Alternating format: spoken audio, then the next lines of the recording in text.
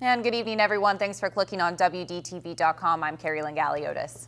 And I'm Ben Katko. Here's your top stories we've been following here on 5 News today. Police in Randolph County are asking folks to keep their eyes open and be on the lookout tonight. That's right. They need your help finding a man that they say escaped from the county courthouse after he was sentenced this morning. They said this man, 35-year-old Derek Armstrong, was in the regional jail's custody when he escaped. He's described as 5'10", 170 pounds with short reddish brown hair. Now, Armstrong was last seen wearing tan cargo pants and a checkered shirt. If you have any information, please call the Sheriff's Department at 636-2111 or your local police department. 2 weeks ago, we told you that a man who police think was involved in 3 execution-style murders in Marion County almost 40 years ago had finally been arrested in Florida. Well, today, a little bit of an update for you. 59-year-old Eddie Washington is back in the Mountain State and behind bars. And that's not all. We also got our hands on his criminal complaint today, which lists a man named Philip Reese Bush as another suspect in those 3 killings. As for Washington, he was arrested in Tampa, Florida, after police in Fairmont issued a murder warrant. That happened after authorities, including the U.S. Marshals Service, got information that identified Washington as a suspect. Now, in case you don't remember those 3 murders, they were committed in the Windmill Park area in August of 1974.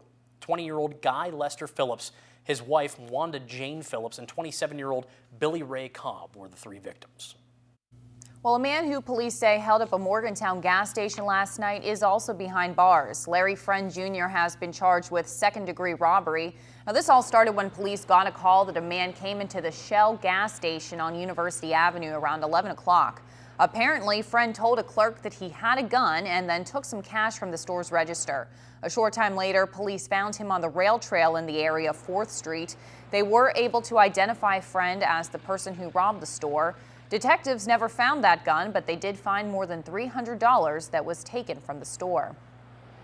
And the state prison commissioner warned the Senate Finance Committee today that overcrowding in the state's prisons has reached a crisis level. That's right. Jim Rubenstein told lawmakers that inmates in regional jails are sleeping on mattresses on the floors. Right now, there's nearly 2,000 state prisoners being held in regional jails that were never meant for long-term prisoners.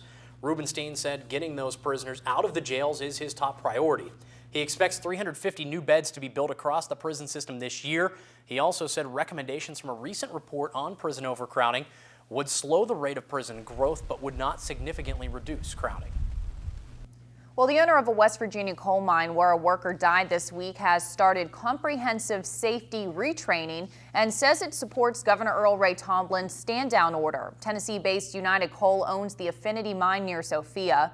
2 workers have died there this month, and Tuesday's death of a shuttle car operator prompted Tomlin to call for 1-hour safety refreshers at every mine in the state. United Coal Vice President for Safety Rick Waddell says the loss of the 2 men in unrelated accidents is devastating. He says employees are being encouraged to engage in constructive, frank discussions about the accidents with their senior management. Waddell says the meetings are getting a positive response from the workers. He says United wants to help ease their transition back to work when the mine reopens. Also making news, those in need who are receiving treatment at a local cancer center now have a little extra help thanks to a very generous group. The volunteer group Wings of Hope donated $2,500 to the Cecil B. Hyland Jr. and Barbara B. Hyland Cancer Center at UHC this morning. The group had been raising money for cancer patients for years, but a few months ago they decided they wanted to make sure their money was staying and helping people locally. That's why they joined up with the Cancer Center. A board made up of members from both groups will help decide which patients need help and give them whatever they can. We will sit down and we will go over applications of people in need, and we will supply everything from wigs to compression garments, gas cards, food cards, medicine, whatever we can come up with that we can help them out. Now you can head over to our website for more information on how you can donate to Wings of Hope to help this cause. All right, before we go, let's take a quick peek at what our newsroom's working on for Fox 10 at 10 and 5 News at 11. First up, we'll take you inside a local facility aimed at helping children with special needs get the treatment and care that they do need.